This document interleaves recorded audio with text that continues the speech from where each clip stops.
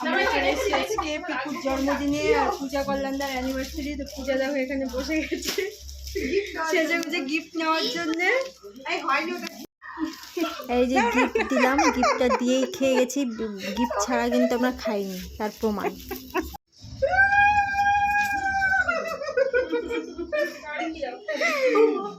আমি যাই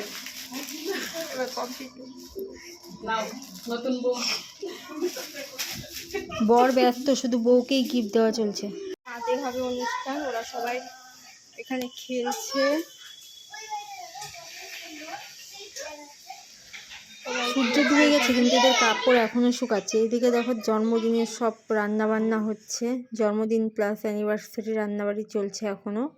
সাজানো হয়নি ছাদ, এরপরে ছাদ সাজানো হবে। আর এরা তো সবাই একসাথে খেলাধুলায় মেতে গেছে। বেলুন দিয়ে সাজানো হয়ে গেছে, আগে বার্থডে বয় কেক কাটবে, তারপরে অ্যানিভার্সারির কেক কাটিং হবে।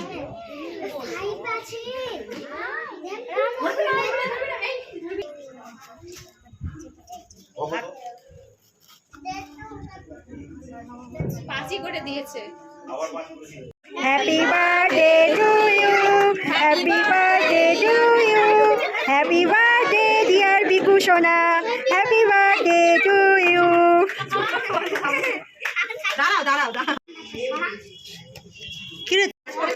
এবার মিস্টার অ্যান্ড মিসেস বসাক চলে এসছে। এবার এদের অ্যানিভার্সারি কেক কাটিং চলবে। কেকটা দেখতে খুব সুন্দর হয়েছে। এখন ঘুরা ঘুরা এক second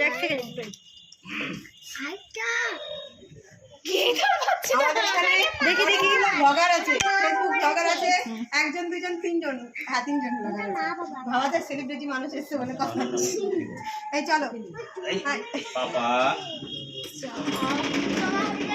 happy anniversary, happy anniversary,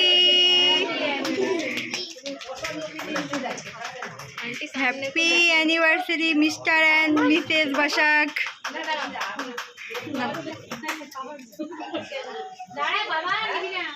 এত তাড়াতাড়ি করলে আমরা কি করবো?